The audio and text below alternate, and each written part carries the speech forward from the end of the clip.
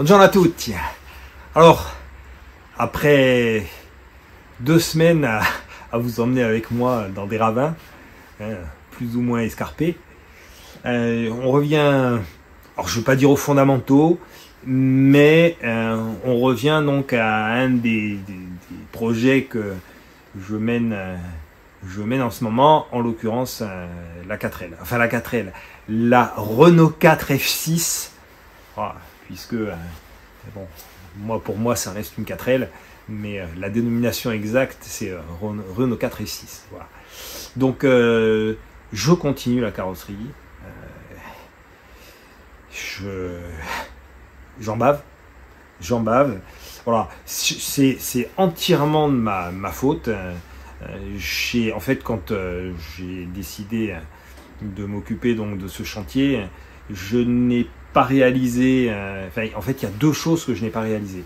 La première, c'est que le véhicule, s'il avait l'air présentable, en fait, il fallait gratter un peu et malheureusement, l'état général n'est pas à la hauteur de mes espérances. Donc, ça, c'est la première difficulté. La seconde, la dernière fois que j'avais mis les mains dans une 4L, j'avais 20 ans, j'étais à la fac, je n'avais plus du tout souvenir que les tôles étaient aussi fines. Voilà, presque aussi fines que des tôles de 2 chevaux. Donc le souci c'est que dès que la corrosion commence à attaquer, en fait on est quasiment au travers de suite. Voilà. Et là vous allez voir, cette semaine je me suis attelé au plancher. Voilà, ce que je pensais être une partie de plaisir, je vous en dis pas plus, place aux images. Allez, bon visionnage. Vu de dessous, c'est assez spectaculaire. C'est corrodé ici. Puis alors, ce qui est rigolo, c'est que ça se cisaille.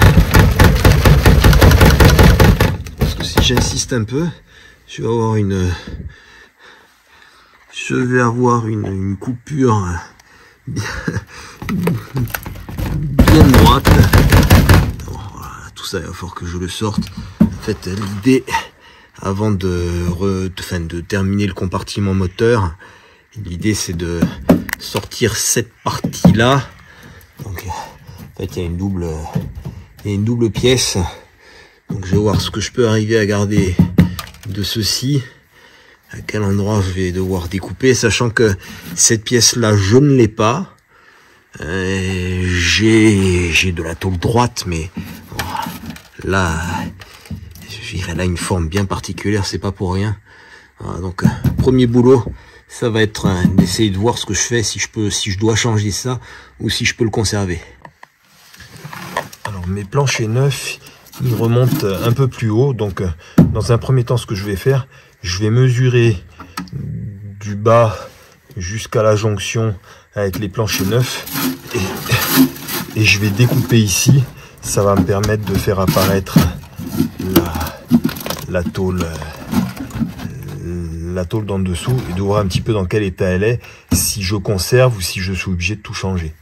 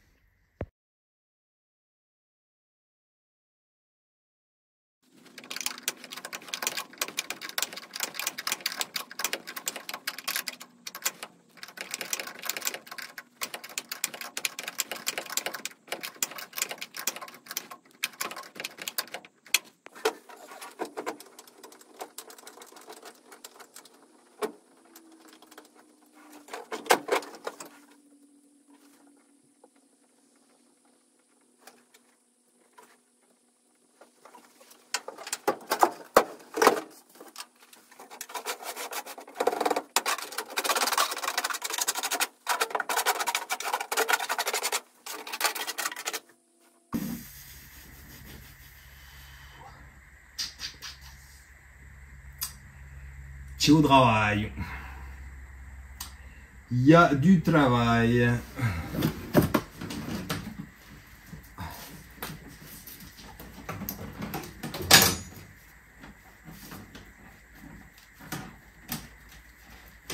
Je pense que ceci doit être le contacteur du frein à main.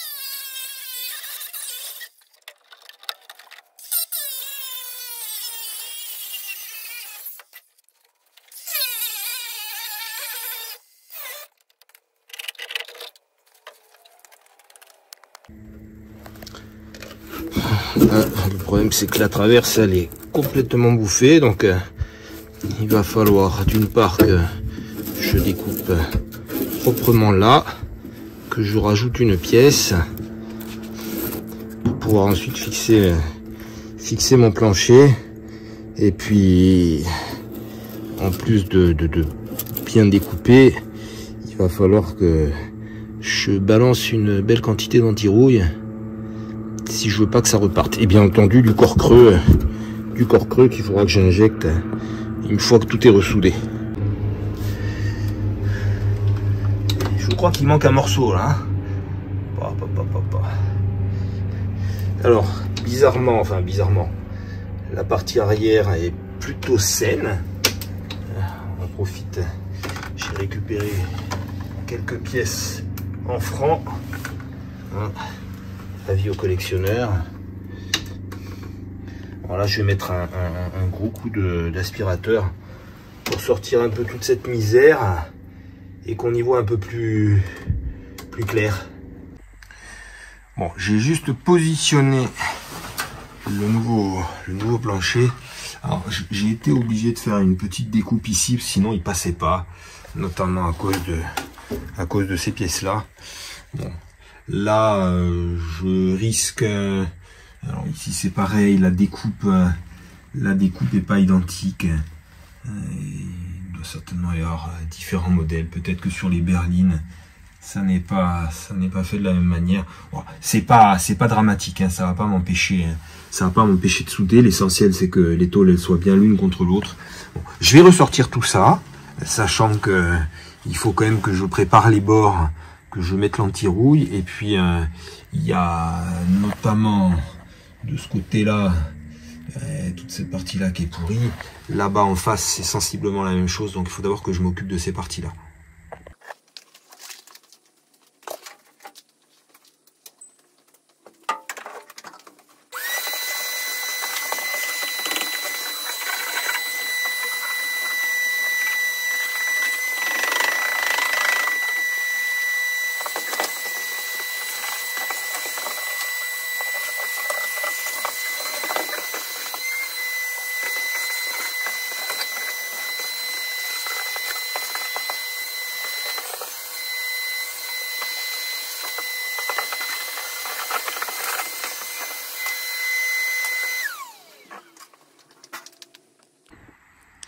J'adore trouver des des témoignages de notre passé. Voilà, Minitel, France Télécom,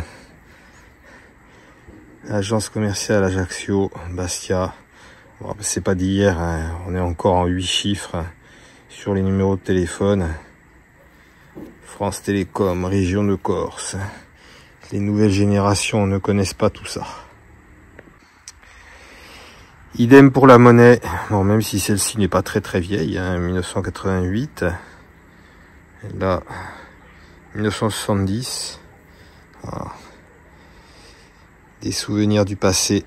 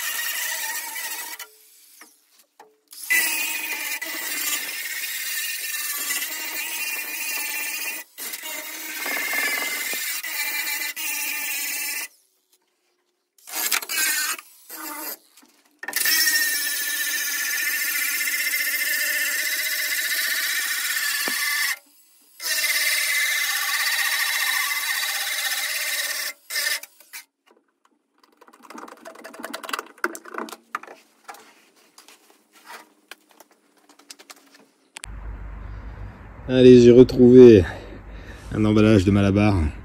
Ça me rappelle ma jeunesse avec ces micro bandes dessinées qui avaient toujours un côté positif, moralisateur. Voilà, là en l'occurrence, le gars qui tire des pierres sur les animaux. Et puis là, le retour de bâton.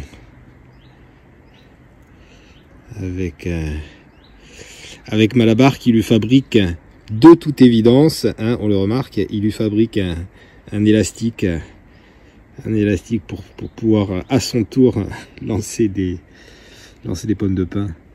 Voilà, une autre époque. Bon, je sais que Malabar existe toujours, mais c'est vrai, quand on était gamin, c'était quand même très très en vogue comme chewing-gum.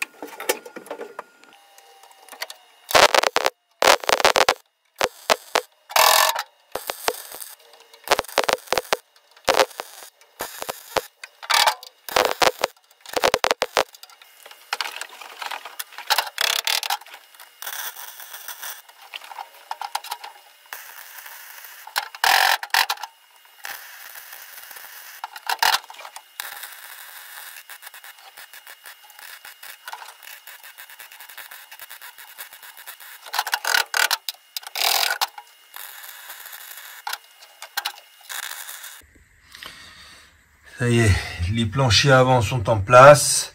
Voilà, toutes les soudures ont été faites. Alors, c'est un point de vue technique.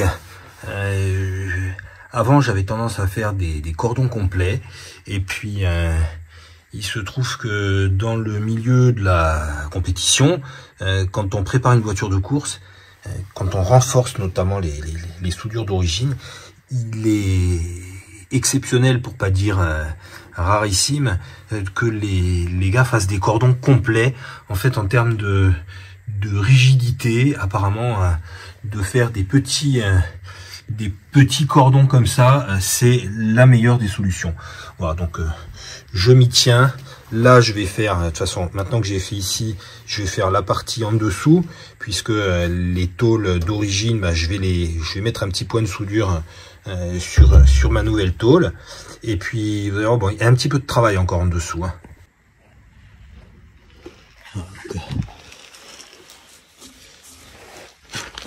Là, on le voit bien. Donc, il va falloir que je soude ces tôles-là. Je fasse donc mes petits cordons tout du long. Là, idem, il va falloir que je soude là, de manière à ce que mon plancher soit vraiment solidaire du châssis. Donc il y a quand même encore un petit peu de boulot. Alors j'ai un souci, vous allez voir, on l'a déjà vu, hein, c'est que le châssis derrière ici est complètement bouffé. Alors la solution pour pouvoir réparer un châssis comme ça, bah, il faudrait décoquer, hein, donc enlever toute la caisse qui est dessus, sauf que c'est ni dans le budget ni dans le timing. Donc moi là, ce que je vais faire pour pouvoir réparer la partie qui est derrière, je vais découper ici à fleur, sachant que là ici il y a un petit bord. Je vais découper à fleur et ensuite je ressoudrai par dessus une fois la réparation effectuée.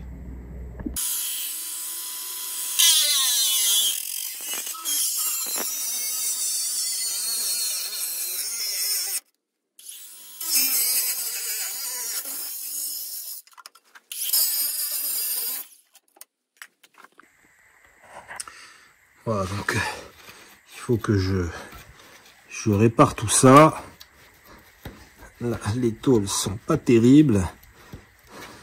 Après, il y a les flexibles, enfin les tuyaux de frein au milieu, ça m'arrange moyen. Après, sur le reste, ça a l'air sain. Mais c'est vraiment cette partie-là qui est à reprendre.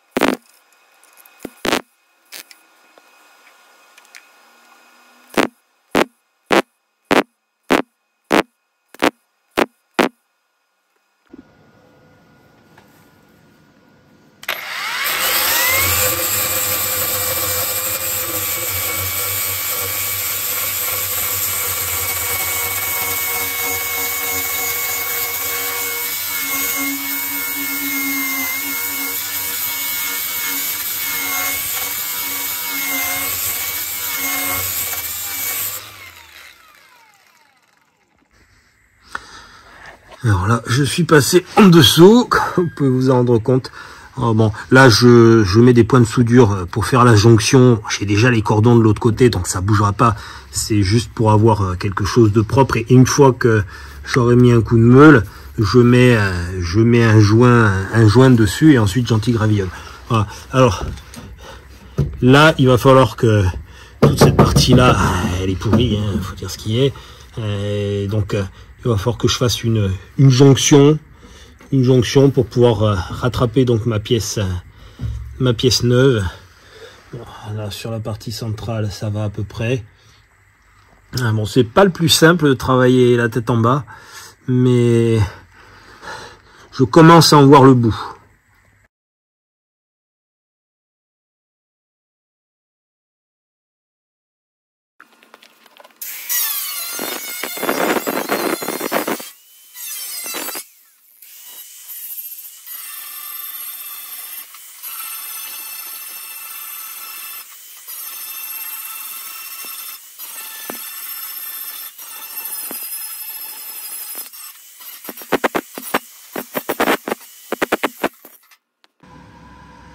Alors là, on est sur du rapiessage. Malheureusement, je n'ai pas la pièce. En fait, il aurait fallu, pour bien faire, changer toute cette pièce-là, qui est en raccord avec les nouveaux planchers. Bon, ici, c'est en pas trop mauvais état. Là, c'était complètement pourri, donc j'ai dû rapiécer. Hein. Il va falloir que je fasse pareil de l'autre côté. Ensuite, meulage des soudures. Bon, là, il faut que je termine mon cordon. Meulage des soudures, protection et anti-gravillon, et ça devrait suffire.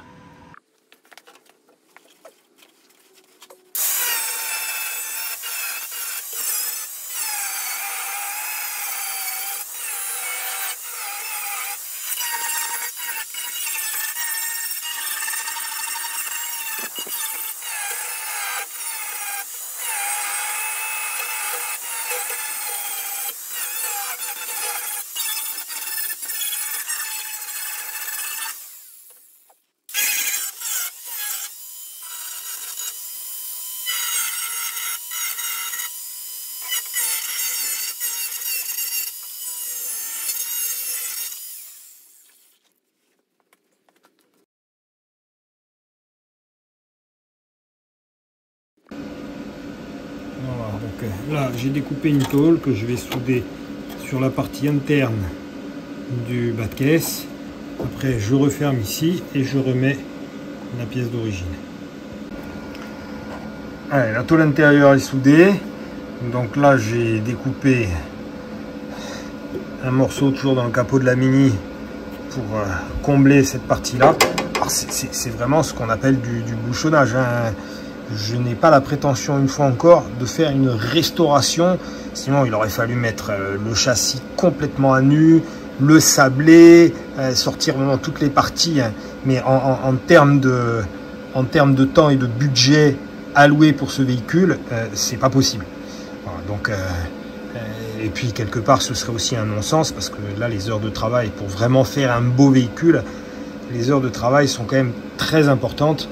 Donc on fait, je ne vais pas dire à minima, mais on est dans de la solution de dépannage qui va faire parfaitement son travail. Une fois encore, c'est un véhicule qui va rouler, il ne va pas terminer dans une salle d'exposition.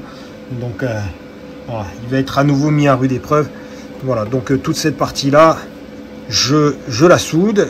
Une fois que c'est soudé, un coup d'anti-rouille. Alors la partie ici qui est corrodée, je vais la reprendre de l'intérieur, puisqu'en fait c'est la partie je sais pas comment je peux appeler ça, hein. C'est pas un longeron, enfin. Et cette pièce ici qui rentre et qui fait le pas de porte, elle va jusqu'ici, donc là je vais pouvoir remplacer ce morceau. Allez, j'en termine, donc j'ai une petite plaque à souder. Et voilà, et le problème il va être ici.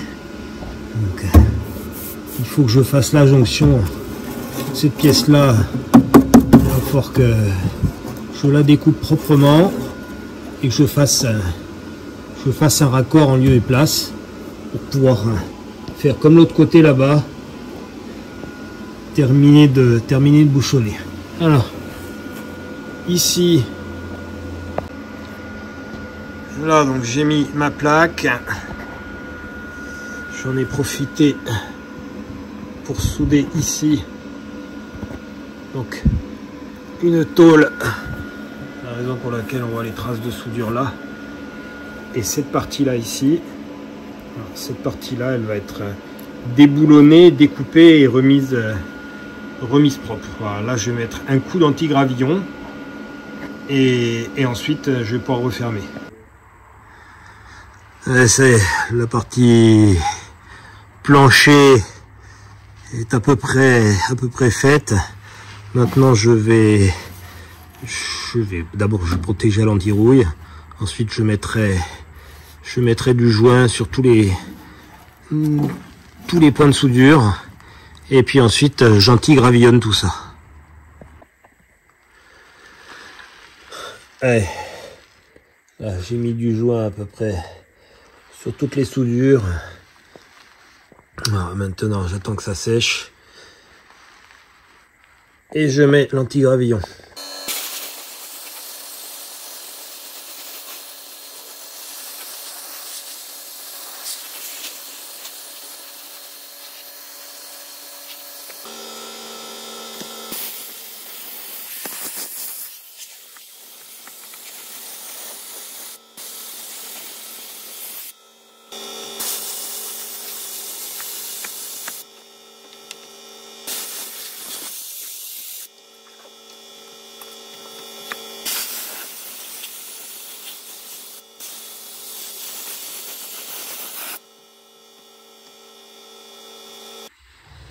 Ça y est, les sous-bassements sont protégés avec l'anti-gravillon.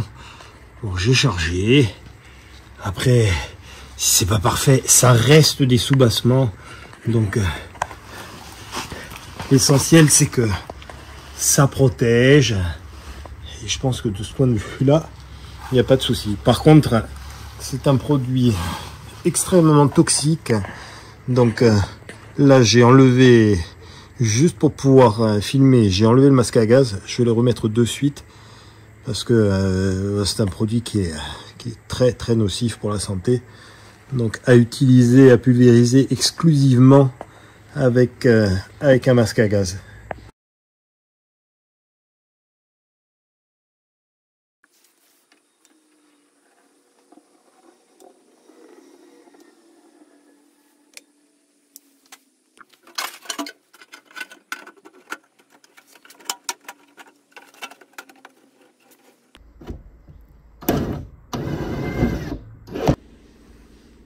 Allez, ma joudelle est fixée. Je pense que je vais mettre un petit coup d'anti-rouille. Et puis ensuite, il est fort possible que je m'attelle à apprêter tout ça. Sachant que à un moment donné, il va falloir penser aussi à remonter le moteur. Alors, donc, là, ce que je vais faire, c'est que je vais m'atteler à mettre de l'anti-gravillon ici avant de remettre l'aile. J'ai un accès qui est assez simple.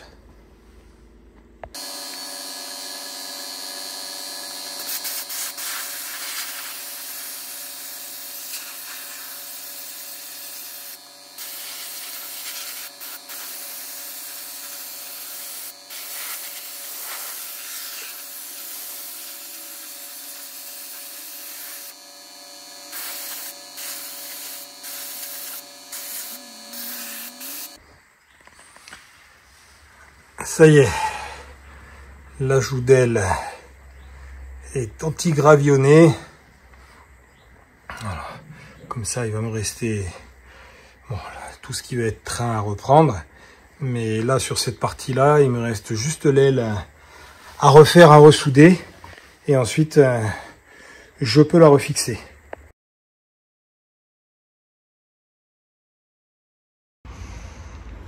Alors là, j'ai les 3 ailes. Donc ça, c'est l'aile d'origine. Ceci, c'est l'aile de la première donneuse. Et celle-ci, l'aile de la seconde donneuse. Alors le problème, c'est qu'il n'y en a pas une qui est véritablement parfaite. Là, celle-ci, on a des trous ici et là. Le reste est à peu près convenable. Après, sur celle-ci, c'est celle d'origine. Elle est assez propre à l'intérieur, à l'exception donc du nez ici. Et puis de cette partie-là qui est aussi bouffée par la rouille. Quant à celle-ci, le nez, après avoir gratté, s'avère malheureusement être en mauvais état. Là, c'est pareil. Toute cette partie-là est pourrie. Je pense que celle-ci, initialement, j'avais prévu de récupérer des pièces dessus, mais je pense que celle-ci va finir directement au recyclage. Voilà, ce que je vais faire, c'est que je vais couper le nez ici, et je vais couper cette partie-là, et puis je viendrai les greffer finalement sur l'aile d'origine.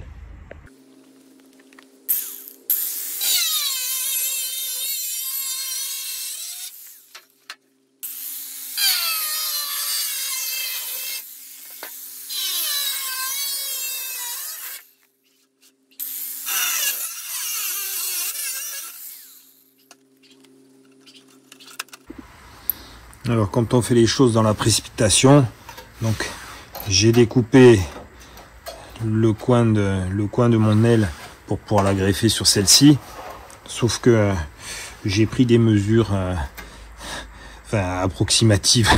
Non, j'ai pas pris de mesure. J'ai coupé à vue d'œil. Sauf que pour pouvoir regreffer ce morceau-là, il faut quand même que je sois assez précis. Donc il va falloir que je prenne des mesures plus précises.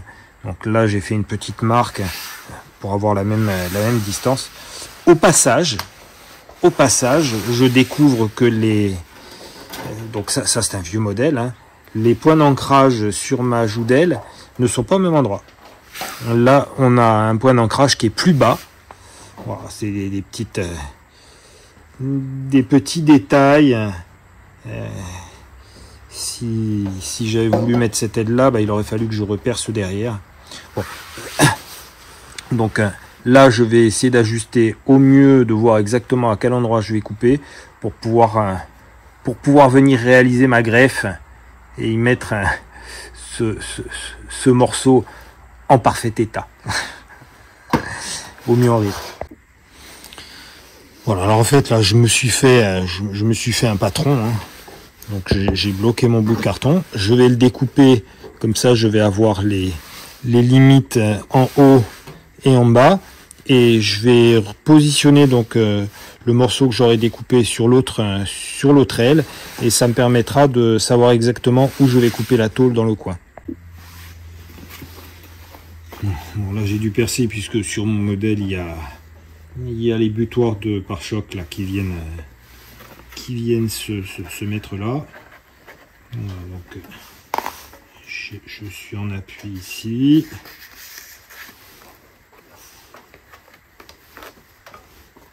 Voilà. Ça, je viens de découper.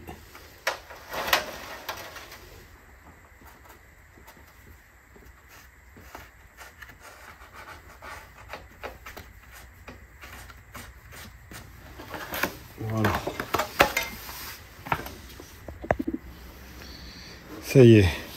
Donc là, j'ai positionné ma pièce en bord à bord, ce qui m'a permis de me mettre ici au bon endroit.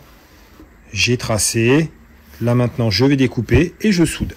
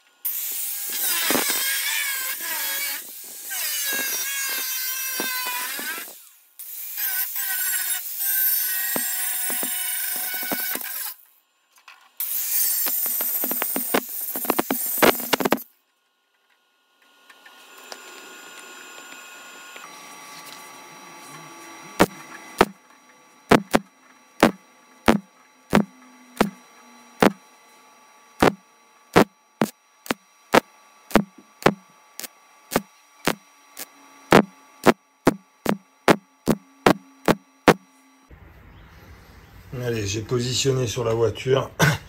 Voilà, pour l'instant, il n'y a rien qui est ajusté. Je vais quand même lui mettre un petit coup de ponçage, histoire qu'elle fasse un peu plus propre. Et après, bah, je protège tout ça et je le fixe. Hein.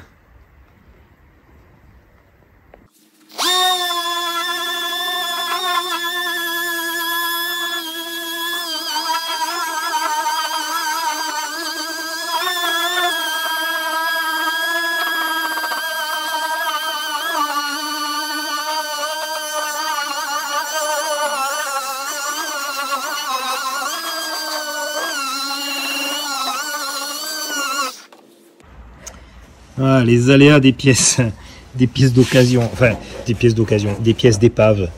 Voilà, là j'ai gratté un peu la peinture et malheureusement c'est passé au travers. Bon, ici non, donc je vais bouchonner ici. Je vais bouchonner et ça devrait suffire. Voilà, j'ai bouchonné. Là ici j'ai mis un coup de meuleuse, c'est pas nécessaire.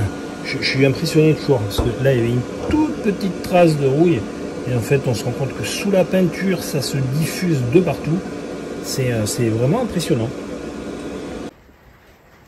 Et ben voilà, j'ai un petit trou. Là aussi il va falloir que je remette un coup de soudure. Là, il est net. Hein. Oh.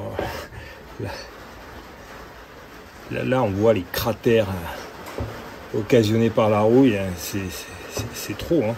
C'est trop comme la tôle se mange. Allez, l'aile est en place. Bon, pour l'instant, je me suis juste contenté de mettre les premières vis là. C'est juste pour voir un petit peu le résultat. On est correctement ajusté. Après, de toute façon, il va falloir que je le resserre de l'intérieur. Bon, allez, satisfait du travail accompli. Ça commence petit à petit à retrouver l'allure d'une fourgonnette. Voilà, j'espère que vous avez pris du plaisir à visionner donc ce nouvel épisode de la 4L, de la R4 F6. Voilà. Une fois encore, merci à vous. Merci pour vos soutiens, quels qu'ils soient. Je me répète à chaque fois, mais c'est important. C'est important de le signaler. Je vais entre autres faire allusion aux commentaires que vous m'avez laissés sur la dernière vidéo où je suis allé faire avec mon ami Yann. Nous sommes allés faire l'extraction de la boîte. Vos commentaires sont dithyrambiques. Ça fait très très chaud au cœur. Voilà. J'en profite aussi pour remercier mes partenaires, quels qu'ils soient. Certains m'ont reproché de jouer un peu les VRP ces derniers temps. Alors, ça n'est pas le cas. D'ailleurs, si vous observez bien mes vidéos, le matériel dont je fais la pub, c'est du matériel qui me sert, que j'utilise. J'utilise d'ailleurs, par exemple, pour la clé à choc, je n'utilise plus que celle-là. Voilà. Donc, à côté de ça, je peux vous garantir que des propositions de partenariats commerciaux, parce que là, on est vraiment dans des partenariats commerciaux, j'en ai beaucoup, je filtre énormément. Il y a des gens qui me contactent simplement parce que j'ai une chaîne YouTube avec un certain nombre d'abonnés et un certain nombre de vues dessus, et ils me contactent pour, j'ai envie de dire tout et n'importe quoi, en tout cas des produits qui n'ont strictement rien à voir avec ce que je fais, avec l'ADN de la chaîne. Donc je vous rassure, je n'ai pas vendu, comme je l'ai déjà signalé, je n'ai pas vendu mon âme au diable. Et après, ces partenariats, ils servent aussi, faut dire ce qu'il y a, hein. Je vous rappelle quand même que tous ces projets sont des projets qui me prennent énormément de temps, du temps que je ne consacre plus à l'activité initiale de mon garage. Donc de créer du contenu, c'est bien. Quand j'ai des petits coups de pouce, c'est encore mieux. Donc voilà, je remercie tous les partenaires pour ça. Quant aux partenaires spécifiques comme que ce soit Caros, que ce soit Medforel, que ce soit Retro 4L, là on est vraiment sur un partenariat de passionnés. Autant que ce soit mon téléphone, tout l'outillage ou même la station électrique. Là, je veux dire, je communique avec des sociétés qui veulent vendre leurs produits, mais je n'ai pas d'échange sur que je travaille sur une 4L, sur une AMG ou sur n'importe quoi d'autre. À la limite, ils s'en fichent complètement. Alors que des partenaires comme Caros, comme Medforel ou Retro 4L, ils sont impliqués pleinement parce que c'est ce type de véhicule que je restaure. Plus encore d'ailleurs pour Medforel et Retro 4L. Après, bon, Caros, ils m'ont aidé sur le projet de la Mini. Ils sont partenaires sur celui-ci. Je n'en ai pas encore parlé avec eux, mais je pense qu'ils vont me suivre pour l'aventure de l'AMG également. Voilà. Donc, merci à tous, merci à vous tous.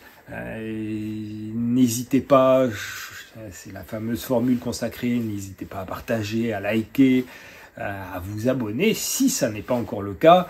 Vous avez, à l'issue de ces quelques paroles, vous avez l'explication comment vous abonner, puisqu'il y a encore des gens qui, de toute évidence, ne connaissent pas la démarche pour s'abonner. J'ai reçu dernièrement un message de quelqu'un qui me demandait comment ça marchait.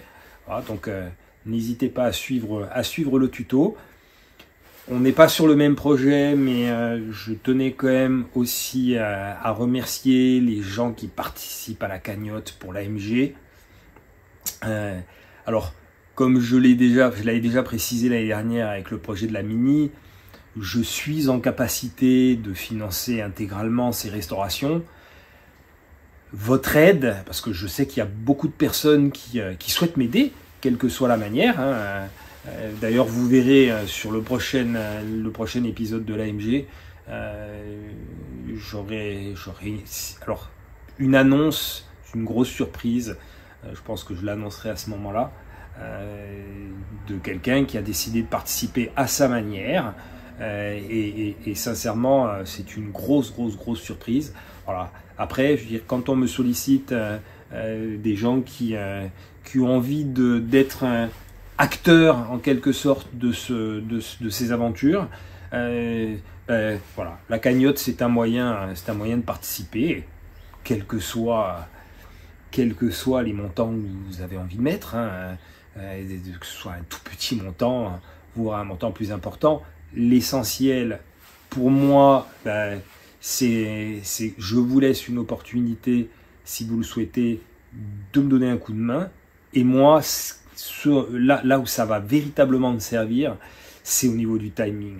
Parce qu'en fait, si demain j'ai des pièces particulières à commander, le fait d'avoir de suite le budget, ça me permet de gagner du temps. Voilà.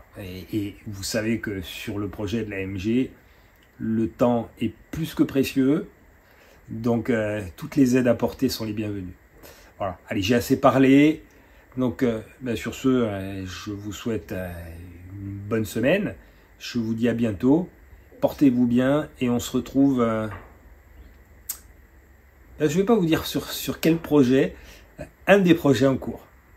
Allez, à bientôt.